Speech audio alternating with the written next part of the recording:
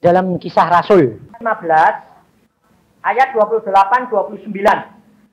Ditulis oleh Paulus, tetapi di situ ditulis keputusan siapa? Roh Kudus. Jadi jangan urusannya yang nulis apa mau sebodoh leh.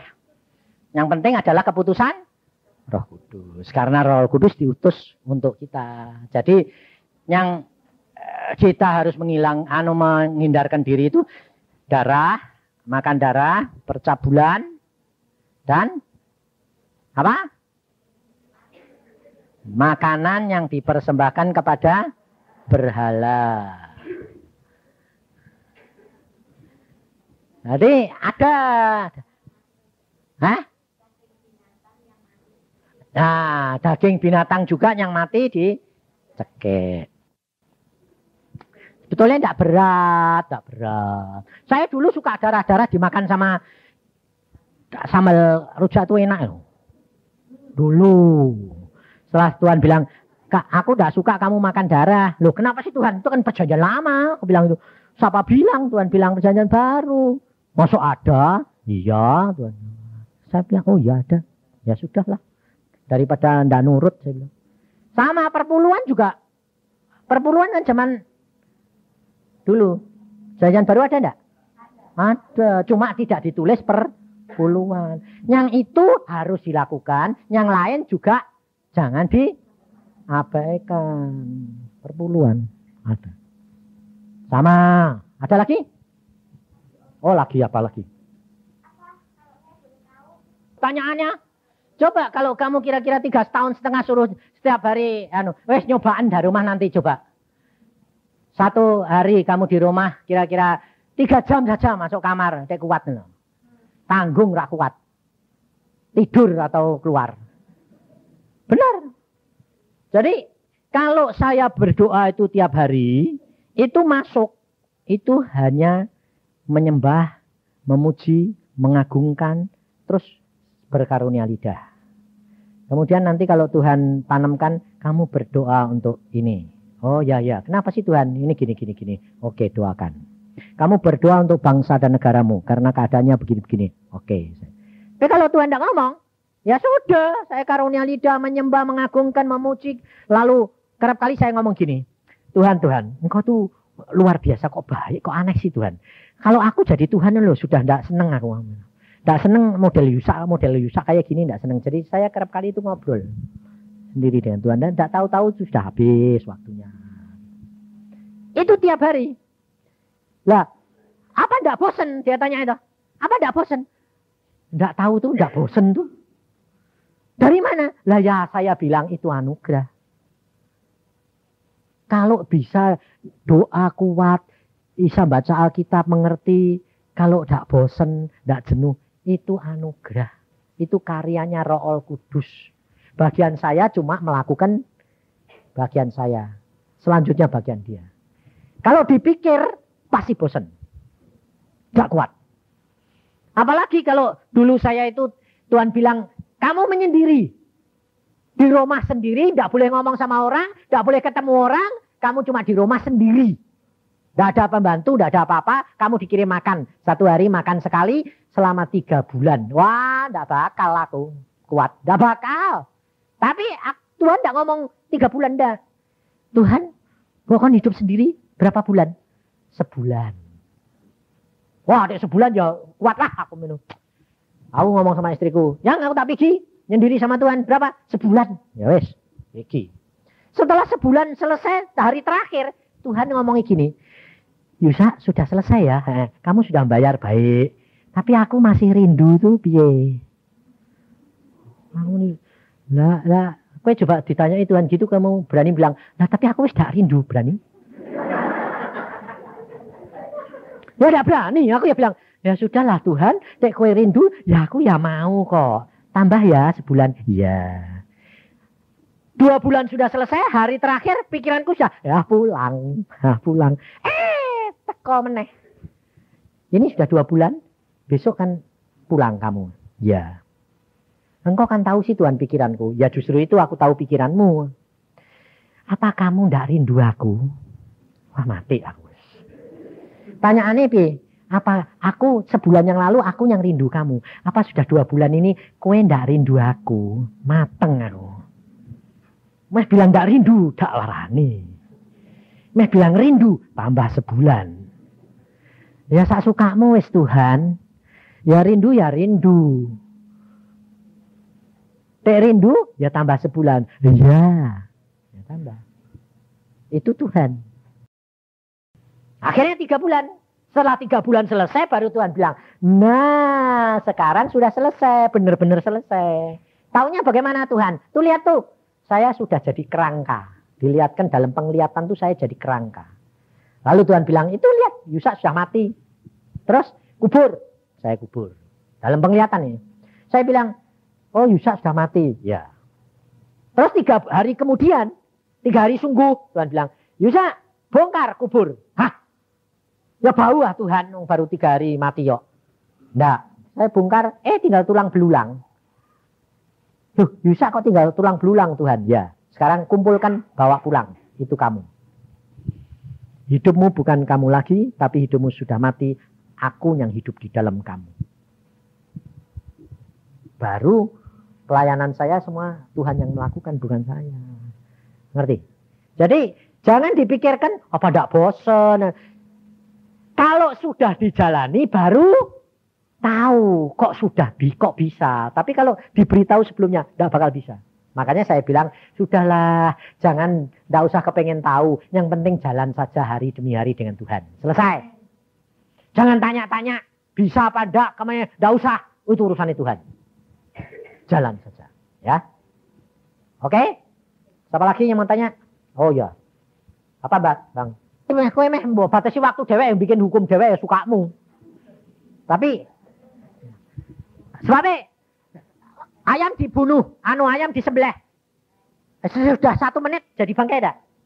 Ya bangkai, tergantung istilah lah. Tergantung istilah itu. Makanya jangan bikin hukum dhewek. Yang ndak disuruh, aku bilang yang ndak mbok suruh ndak usah lah.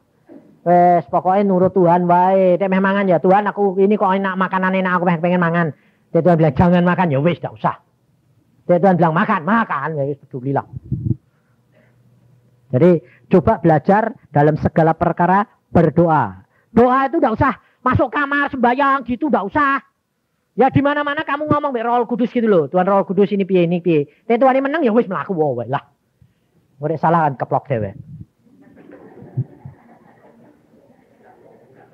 Lah kowe soalnya modelnya kamu ndak mau dikeplok sih. Pikirnya, "No, yo dilarang ndak nurut." Ya omongnya ndak nurut percuma. Jadi ya wis mlaku wae, wis keplok ya balik. Apa tadi mau tanya?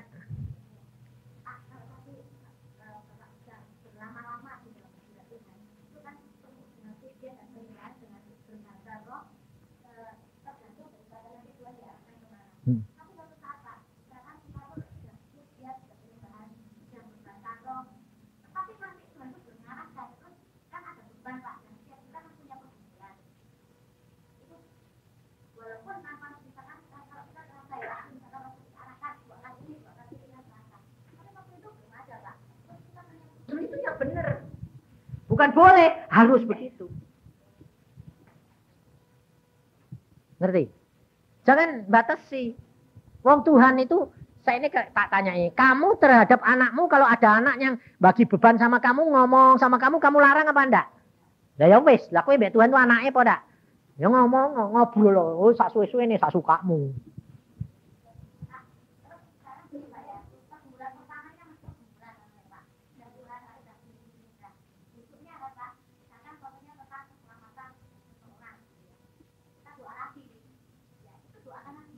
Ya boleh, boleh. Boleh. Kan itu seperti perempuan yang menghadap pengadilan. Minta belum dikasih, minta belum ngantuk, minta sampai kue bosen. Tapi nanti kalau permintaanmu, kalau kamu berdoa sungguh-sungguh ya, kalau permintaanmu nanti terjawab, kamu tahu. Oh sudah tidak perlu berdoa, oke, sudah selesai. Tuhan sudah akan bertindak. Baru berhenti, lalu ngucap syukur. Mesti tahu. Saya kalau doa buat seseorang, tahu saya. Akhirnya Tuhan bilang, wes cukup, ya wes. Nandek, ngucap syukur.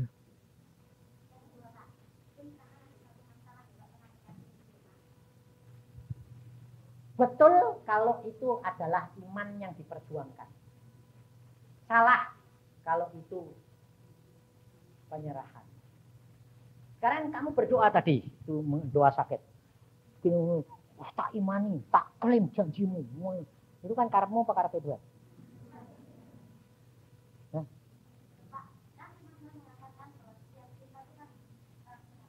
Alkitab ini rema atau logos? Logos berarti umum pribadi. Umum. Lah kamu nyomot Alkitab ayat terus mbok imani. Itu rema atau kamu ngimani atau firman Tuhan buat kamu?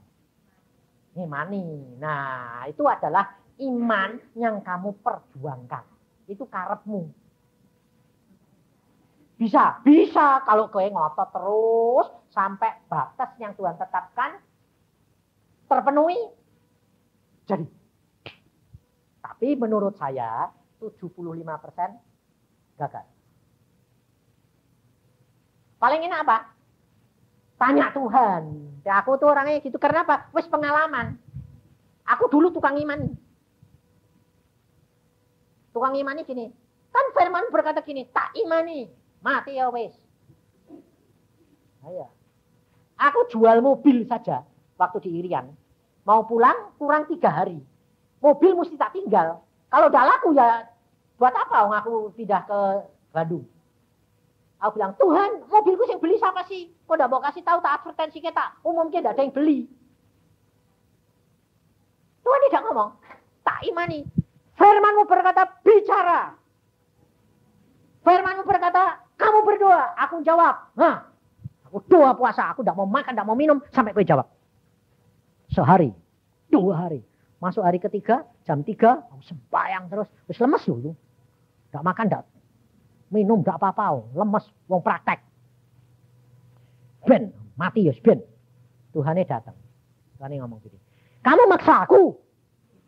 Enggak. Enggak apa caranya? Enggak makan, enggak minum. Meh mati ya, ben. Apa itu? Ya wes, aku mangan saya ini. Aku mangan. Aku tuh udah kali gitu. Maksa aku. Terus, makan aku, makan. Wes, gak sudah maksa. Tidak, mau jawab, ya wes tak buat mobilku. Wes, aku mangan. Mangan. Ya wes, ya tidak jawab apa-apa tuh Tuhan. Malamnya saya tidur, wes rileks, wes tak colke gitu, wes masalah bodoh. Aku bilang, terima kasih Tuhan, pokoknya kowe wes jawab. Meskipun jawabnya nggak marah. Kowe maksa aku. Aku meni, enggak. Lah kok enggak caramu model kayak kan? Apa ngono iku? Ya wes do. Jadi aku mangan. Nah, dalam hal seperti itu malamnya datang itu Tuhan. Datangnya gini. Kamu kan tahu, aku ini mengasihi kamu. Aku kan yang tahu persis timingnya. Kenapa gue kurang percaya? Nah terus piye? Wah aku ki kebingungan Tuhan. Lah iya, karena kamu kurang percaya. Kalau gue percaya kan gue rileks, gue serah ke aku. Nanti kan aku ngomong dhewe. Mosok gue sing ngatur, aku ora ngatur gue. Oh iya. Ya wes ampun Tuhan ampun. Bar gitu dia ngomong, sing yang beli mobilmu itu loh janda itu. Dia itu belum berani ngomong karena malu, gak ada orang tahu. Cuma di dalam hatinya itu sudah keping doa sama saya, minta mobilmu. Jadi bangun pagi saya bilang, ya matur nuwun, terima kasih Tuhan. Kowe itu kok sayang meskipun marah ya wes, tapi ya tetap mau. Terus pagi-pagi saya datang kepada ibu. Bu, saya besok mau pulang. Ibu beli mobil saya toh. Ibu kepengen beli mobil saya toh. Dia melongo, lu kok bapak tahu? Wong saya baru ngomong di dalam hati. Yang tahu Tuhan kasih tahu saya. Ya, dibayar sama saya. Ngerti? Jadi, kamu harus bisa membedakan antara memaksa Tuhan, iman yang kamu perjuangkan, sama rema. Kalau saya sekarang ngadepi kayak gitu, ya saya cuma tanya, Tuhan, maumu piye? Ini menurut kedokteran, penyakit ini sudah ada obatnya atau belum ada atau piye. Tapi maumu piye? Nek maumu memang harus pulang ya wes, sak sukamu lah. Karepmu piye wong yang punya hidup engkau. Lah itu ya kasihannya Tuhan nek bawa mati terus ini piye suaminya atau istrinya anak-anaknya saya kecil-kecil. Ya aku bilang, ya Tuhan wong kowe punya hak kok. Engkau itu yang maha kuasa, yang punya segala-galanya, ya sukamu lah mau lebih. Nah, di situ Tuhan seneng, biasanya ngomong dia. Mauku ngene ya wis. Makanya saya untung terus, saya ngalami. Waktu istri saya mau mati juga saya bilang mau piye Tuhan. Kembali Tuhan tanya sampai aku, lah tek kowe piye? Loh, kok aku ngono. Aku ngene lho Tuhan, kalau dia mati ya oke. Bawa pulang itu paling untung. Sebab masuk surga. Tapi masalahnya Tuhan, aku ini bekas mata keranjang. Teh aku udah ditunggoni istriku, aku nginjil, terus perempuan banyak yang seneng mbak aku. Teh aku jatuh salahmu lho.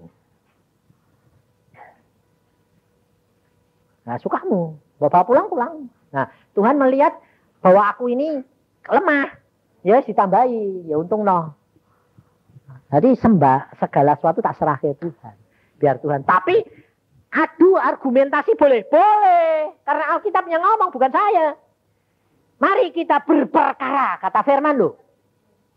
Kemukakan masalahmu. Lah ini, nah, orang biasanya tidak berani sama Tuhan. Aku bilang salah. Adu argumentasi mengemukakan perkara bukan kurang ajar. Tapi adalah karena hubungan kita baik, kita berani. Ya.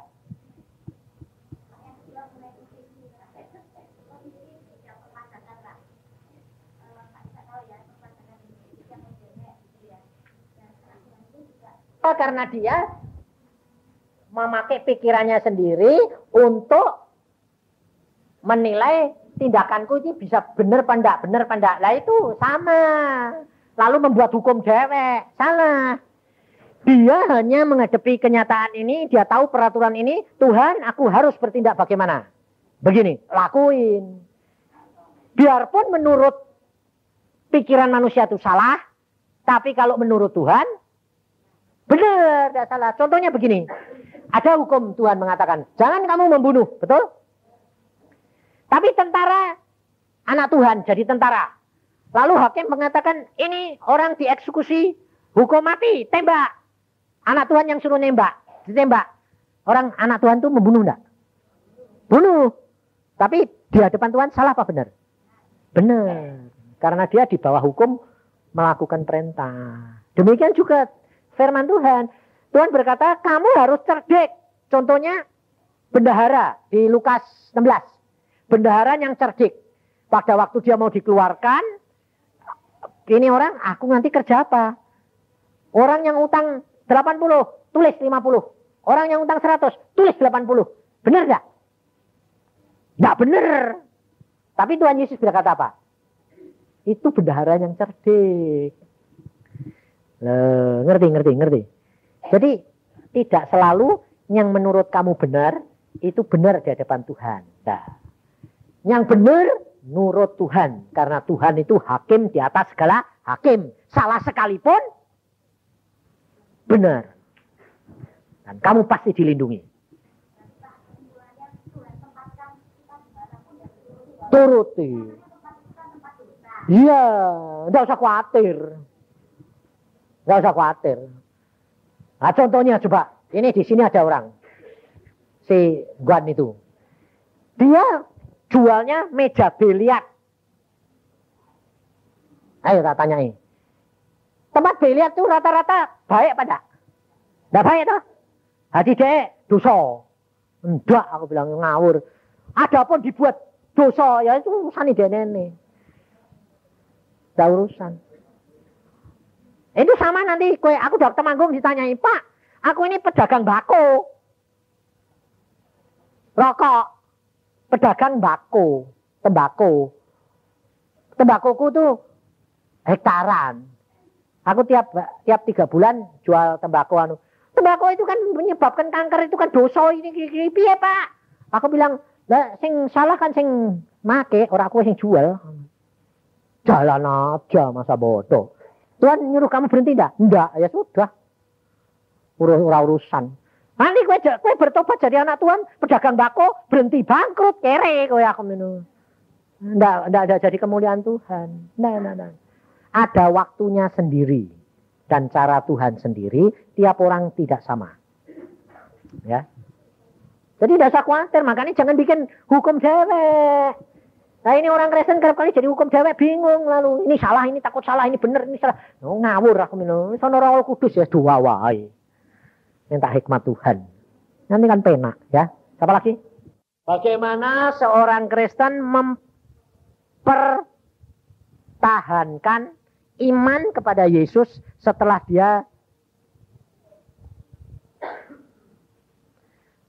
dia telah lahir baru, mengaku dosa-dosanya, lalu setelah bertahun-tahun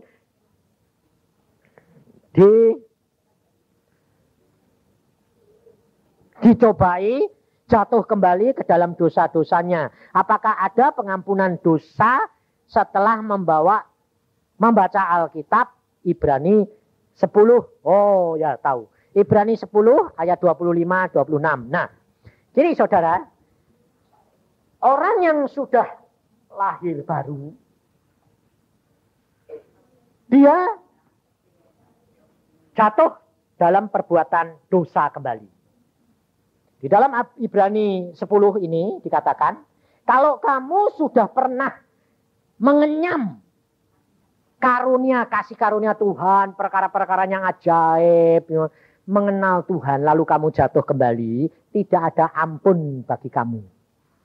Nah, itu jangan lalu dinilai seperti yang kamu ukur. Ukuranmu bukan ukuran Tuhan. Orang itu sudah melayani, orang itu sudah berkarunia. Contohnya seperti saya umpamanya. Lalu saya jatuh lagi. Apakah saya pasti tidak masuk surga? Tidak. Karena di samping itu ada ayat begini. Kalau ada anak Tuhan yang jatuh, dia akan seperti melalui api. Semuanya hangus. Dia cuma sekedar bisa masuk.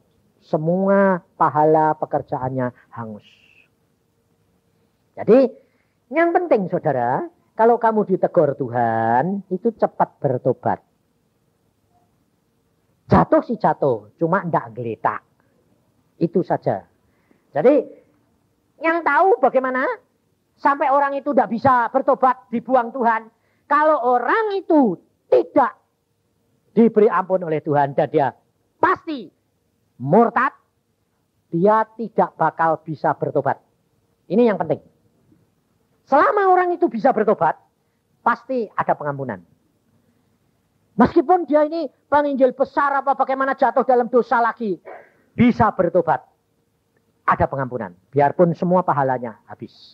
Tapi kalau orang ini sudah pasti ditetapkan Tuhan tidak bisa bertobat, dia tidak bakal bisa bertobat. Kenapa? Karena ada ayat di dalam Yohanes pasal 6. Tidak ada seorang pun yang dapat datang kepada Yesus kalau tidak dikaruniai oleh Bapa. Jadi orang itu selama masih bisa bertobat, itu orang pasti bisa diampuni dosanya. Ya. Ada satu orang di rumah sakit Jakarta, anak bekas anak Tuhan. Dia sakit, masuk rumah sakit, terus undang pendeta, saudara-saudaranya. Tolong Pak, ini didoakan Pak supaya selamat sih Pak sebelum mati. Lucunya saudara, kita tanya, saudara mau bertobat? Saya mau bertobat Pak, tapi tidak bisa. Ngerti? Sampai heran saya. Loh, kamu mau bertobat? Mau. Tapi kenapa kamu bilang tidak bisa? Tidak bisa itu Pak. Nah kenapa? Ya tidak bisa. Mungkin saya ini terus terang Pak, sudah menyakitkan hatinya Tuhan, kelewatan. Sehingga tidak bisa bertobat. Akhirnya kita berdoa Tuhan, ini piye sih Tuhan? Tidak ada pengampunan buat dia. Kenapa Tuhan? Menghujat Roh Kudus. Mati. Setelah itu bilang, nah terus piye nih Tuhan? Ya sudah, biar mati. Masuk neraka. Loh, kamu mau? Mau sih mau Pak, tapi nggak bisa. Dia sendiri yang ngomong loh. Sampai saya ya. Hah, kok aneh ya? Alkitab ya. Jadi mulutnya mau, pikirannya mau, tapi hatinya nggak bisa. Nggak bisa. Dia sendiri yang bilang, Aku mau Pak, tapi tidak bisa. Loh, jadi kamu kalau saya doakan bertobat, ya percuma toh Pak. Wong aku cuma mulutku cuma ngomong ya, tapi aku tahu tidak bisa kok Pak. Tidak bisa. Mati akhirnya. Terhilang. Karena Alkitab sudah ngomong, kalau kamu menghujat Roh Kudus, tidak ada ampun. Kalau kamu sudah mengenal karunia-karunia rohani, kamu lalu meninggalkan, tidak ada ampun. Nah, tapi caranya bagaimana? Selama orang itu masih bisa bertobat, bukan mau bisa bertobat, masih ada ampun.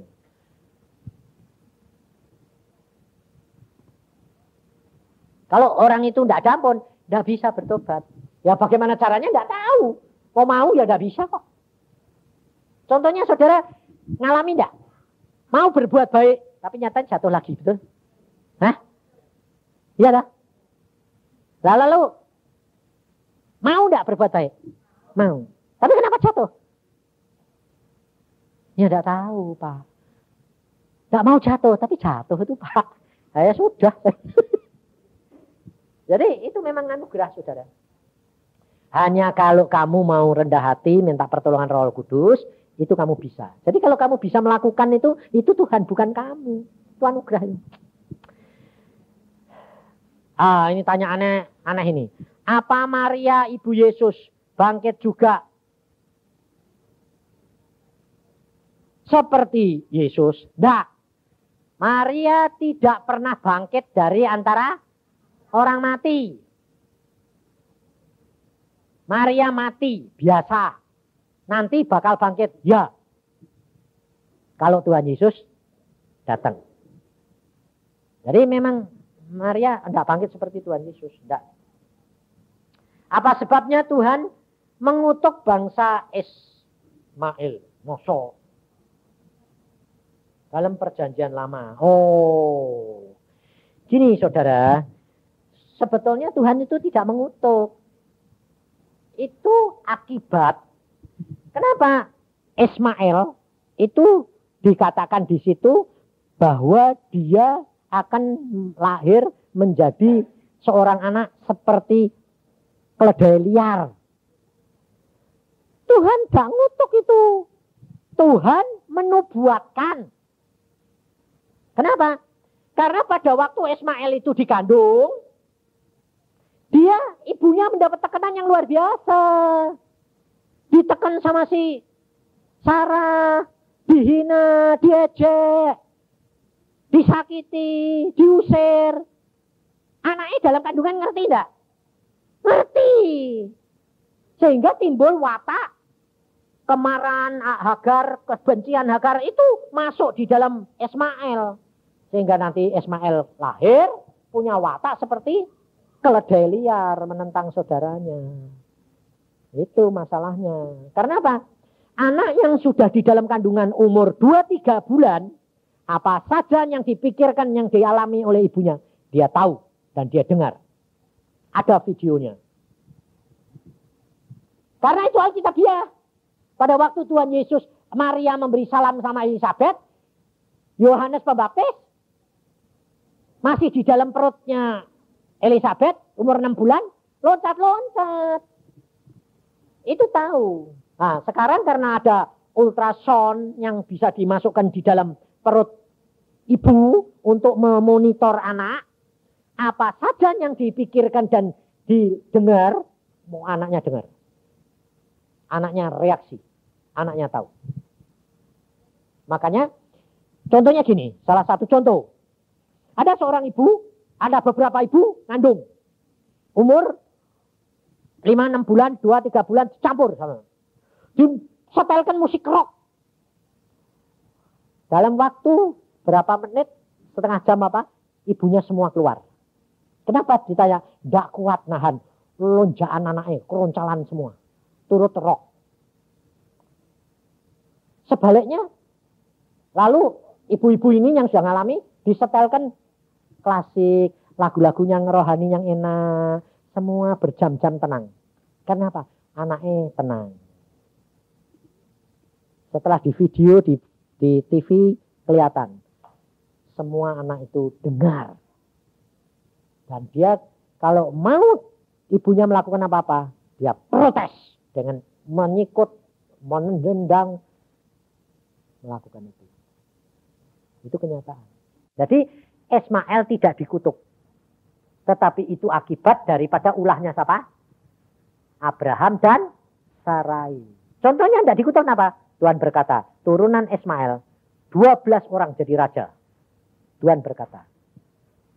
Jadi tidak dikutuk. Tidak. Itu akibat daripada perbuatan Abraham dan Sarai yang tidak sabar menantikan janji Tuhan. Ya.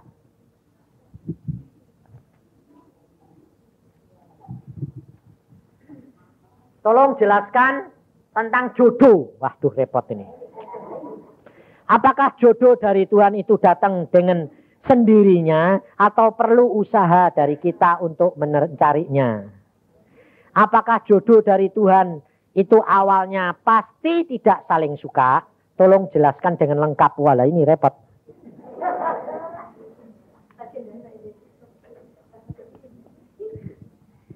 Jodoh itu sebetulnya dikatakan dari Tuhan, ya. Dikatakan tidak dari Tuhan, ya. Sebabnya kenapa? Sebabnya kamu cari sendiri ya boleh. Iya dah. Kamu mau nyerahin Tuhan ya boleh. Jadi sak sukamu toh. Kalau kamu percaya Tuhan lalu kamu serahkan Tuhan, lah Tuhan akan pilihkan yang terbaik. Yang terbaik bukan berarti cocok, menyenangkan. Enggak. Kalau Tuhan memilihkan kamu jodoh yang terbaik itu dari yang paling tidak baik. Segalanya. Ngerti. Jadi jangan bilang gini, jodoh yang ngasih Tuhan tuh pasti cocok, pasti baik. Saya bilang no. Nantinya setelah kamu kumpul berapa puluh tahun, akhirnya kalau kamu melakukan firman Tuhan bersama, jadi luar biasa baiknya. Tapi kalau sing satu melakukan, sing satu tidak baik. Hasilnya tetap tidak baik. Nah, tapi kalau yang satu mau bayar, Pak, jadi baik. Karena Tuhan berkata, satu orang diselamatkan, yang lain akan diselamatkan. Jadi jodoh itu ada dua. Kalau kamu sudah menyerahkan sama Tuhan, nyerahin 100% atau sambil usaha. Waduh. Kalau kamu 100% ada risikonya. Risikonya apa? Kalau kamu ikut-ikut tidak bakal kawin. Karena bakal ketemu jodoh. Karena 100%. Tapi Tuhan bilang, itu kok kurang cantik. Tidak jadi lagi. Itu tidak cocok. Nah, akhirnya tidak pernah cocok. Kalau saya bilang, cari sendiri. Nah, cari sendiri nanti salah. Risikonya. Tanggungan. Sekarang masalahnya tinggal kamu mau nurut Tuhan, menyenangkan hati Tuhan atau menyenangkan hati kamu. Nah, saya sukamu toh. Lah aku ya tidak ngerti yo. Wah, aku dulu dapat jodohku ya tidak ngerti yo. Tuhan itu karena tahu saya ini mata keranjang. Jadi sebelum saya kenal istri saya sudah dikasih tahu. Dalam mimpi, perempuan ini jalan. Dik. Aku bilang, ada perempuan jalannya kayak kuda. Aku bilang. Aku malah ngomong gitu. Ah, krempeng, kurus kering, ngapain? Buat apa? Perempuan kayak gitu. Tuhan ini ngomong, itu bakal jodohmu. Jangan dong Tuhan, kasih yang lain. Itu yang terbaik buat kamu. Ya sudahlah, terserah. Pokoknya sedapat mungkin jangan ketemu orang itu. Dan anehnya, saya satu kelas sama dia, setahun, gak ngerti. Kalau dia itu jodohku. Padahal dia tuh, saya ketua kelas, dia wakil ketua kelas. Tapi gak pernah ngerti. Karena dibuat Tuhan begitu. Tapi kalau dikasih tahu, gawat. Timingnya timing Tuhan. Setelah mau kenaikan kelas, dia jalan di depan saya, persis mimpiku. Pakai rok modelnya persis itu. Pakai kuncir kuda, podo itu. Jalan, karena dia cepat-cepat. Aku sampai melongo, hah? Sampai temen, ada apa? Enggak. Tahu kalau ini, wah ini jodohku. Mulai aku usaha mendekati dia, malah disengsara. Ditolak mentah-mentah. Saya bilang gini, kalau dia mau mbak aku, kau antang dulu. Hitam bikin putih. Wah, aku sakit, sungguh sakit. Saya bilang, Tuhan tuh lihat tuh, jodoh mbok kasih, tuh omongannya itu, nyakitin hati. Mana, kamu bikin aku hitam kayak gini, suruh ngantang jadi putih, mana ada? Ganti kulit, aku bilang. Tuh lihat tuh jodoh. Tuhan bilang, jangan ditanggapi. Tanggapannya bagaimana? Yang baik, yang positif. Susu tok, kopi tok, daerah, kopi susu enak. Jadi daerah putih, kue ireng, enak. Oh yo. Jadi aku yang mulai deketin dia. Dia tidak mau, tolak saudara. Tanya dia. Kalau saya apel ke rumah dia, mau datang ke rumah dia. Sudah ada 6 laki nungguin dia. Jadi saya bilang, Tuhan, aku ini orang ke-7. Tuhan bilang, biarin. Nanti kan kamu yang dapat. Ya sudahlah, caranya biasa Tuhan. Diajari sama Tuhan, baru bisa. Akhirnya dia senang. Saya tidak pernah tanyain dia. Saya tidak pernah ngomong, aku cinta kamu. Tidak pernah. Karena apa? Saya tahu dia sudah tidak senang. Kalau saya ngomong gitu, malah ditolak. Jadi saya tidak pernah ngomong. Tapi dengan cara Tuhan. Caranya Tuhan biasa luar biasa. Saya ketua kelas. Tuhan bilang, bentuk kelompok belajar. Bagi 5-6 kelompok. Dia masukin kelompok kamu. Nah, jadi saya masukin kelompok saya. Dia tidak tahu toh siasat ini.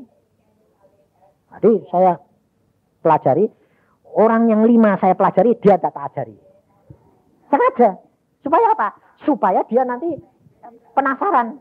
Akhirnya dia penasaran bilang, aku kok tidak mau pelajari. Lah waktunya sudah habis. Lah tiap kali kok begini. Lah ya tapi wong yang lain lebih cepat. Lah kok diskriminasi? Enggak. Lah terus piye ini? Aku besok gak bisa kalau begini caranya. Lah piye wong waktune habis? Ya wis ajari. Diteruske to, do mana? Do omahku. Ya wis beneran. Wong memang tujuannya ke sana. Nah, jadi tiap kali habis ngelesi mulai bareng. Terus ke rumah dia, ngelesi lagi sama dia. Ya gelem wae memang tujuannya ke sana. Lama-lama dia kenal saya, dia bilang, "Wah, ini kok orang yang bisa digantungin." Dan dia memang mencari figur yang bisa ditegas begini-begini. Biarpun hitam. Jadi secara fisik dia tidak senang, tapi karena yang dibutuhkan itu dia senang, dia mau. Akhirnya dia yang menyatakan diri sama saya. Nyatakannya bukan cinta, enggak. Waktu saya mau nerusin ke kedokteran, dia mau ke Surabaya ke SGKP, dia bilang, kok kamu udah ngasih foto saya sih? Wah, saya ngerti. Wah, ini dia. Udah mau ini, beres. Akhirnya saya pacaran sama dia tuh 13 tahun loh. 13 tahun saya pacaran. Tapi akhirnya ya indah. Memang saya akhirnya tahu kalau saya tidak diberi istri seperti dia, saya sudah kawin cerai. Tak kuat. Sebab saya, biarpun pacaran sama dia, saya masih goncengin lagi perempuan lain-lain. Jangan dikira saya suci, mana ada Yusak suci. Yusak suci setelah jadi hamba Tuhan. Sebelumnya itu, wah wis. Saya boncengi perempuan itu di depan dia. Kalau saya senang sama perempuan, ngomong sama dia. Tapi dia bilang, enggak apa-apa. Aku boncengi boleh? Boleh. Enggak apa-apa. Aku enggak cemburu kok. Yang penting kan aku bangga, kamu milikku. Boncengi enggak apa-apa. Nah, dia selalu doanya begini, perhatiin. Kenapa saya bisa dikalahkan? Karena doanya begini. Tuhan, kalau dia di rumah adalah dia punyaku. Tapi kalau dia di luar, itu hambamu. Itu urusanmu sama dia. Nah, saya diproses Tuhan sendiri. Tapi dia untung terus. Karena apa? Kalau di luar saya urusan sama Tuhan. Nah, urusan dengan Tuhan ya kalah. Kalah. Pernah saya itu nakal loh. Saya bilang, Tuhan aku kok kepingin main sama perempuan itu sih Tuhan. Tuhan ngomong gini, aku tidak suka. Tapi aku suka. Saya bilang, aku tidak suka. Tapi aku suka. Diam Tuhan. Lalu apakah saya itu terus diam? Enggak, saya deketin. Saya gandeng, saya ajak. Diam saja Tuhan. Tapi sudah siap-siap masuk kamar, muka saya kayak disiram es. Kenapa? Ada 2 pasang mata, lihat saya terus. Loh kok mau lihat sih Tuhan? Ya biarin. Kamu kalau tak lihat, tak intip terus gini kan kamu malu. Ya tidak bisa berbuat apa-apa. Lah ya makanya jangan. Ya tidak jadi. Hai mau berbuat dosa dilihatin oleh Tuhan itu. Benar-benar saya lihat mata. Cobaan digituin. Ya tidak bisa. Saya bilang ya wis toh. Ya kowe nakal loh Tuhan. Mbok pelototi terus kok. Aku tidak suka soalnya Tuhan bilang. Nah itu. Dia menangnya itu karena dia menyerahkan hidup saya kepada Tuhan sehingga semuanya beres. Ngerti? Hidup dengan Tuhan itu nyata. Dan kalau kamu berani menyerahkan sungguh-sungguh sama Tuhan, semuanya indah pada waktunya. Ya? Amin. Sudah selesai. Mari kita berdoa. Tuhan, firman-Mu sudah hamba sampaikan. Dan Engkau berbicara secara pribadi kepada anak-anak-Mu. Apa yang dibutuhkan oleh anak-anak-Mu di tempat ini Tuhan. Karena semuanya mempunyai masalah, semuanya mempunyai problema.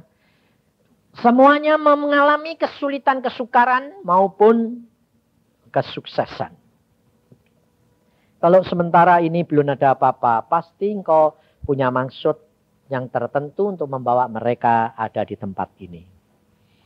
Maka dari itu Tuhan Roh Kudus, hamba hanya mengarahkan. Hamba hanya menyampaikan apa yang Kau mau. Selanjutnya bergantung kepada anugerah-Mu, karya-Mu di dalam pribadi anak-anak-Mu masing-masing. Ajar Tuhan dengan firman-Mu ini, supaya kami jangan menghakimi, jangan melihat orang lain.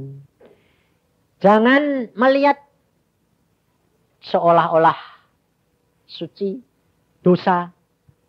Karena kami tidak tahu apa yang menjadi rencana dan kehendak Tuhan. Ajar kami Tuhan, nurut melakukan apa yang Kau mau. Dan bagian kami selesaikan. Maka Tuhan akan menyelesaikan bagiannya. Karena Tuhan rencana-Mu itu bukan rencana kami. Kehendak-Mu bukan kehendak kami. Engkau itu punya rencana yang indah di dalam kehidupan kami. Dan kami tahu hal itu. Maka dari itu Tuhan kami serahkan semua dalam tangan-Mu. Kau yang menetapkan langkah kami. Supaya hidup kami menyenangkan hati-Mu. Terima kasih Bapak. Dalam nama Tuhan Yesus kami mengucap syukur dan percaya. Amin. Percaya. Amin. Percaya. Amin. Percaya. Amin. Percaya. Amin.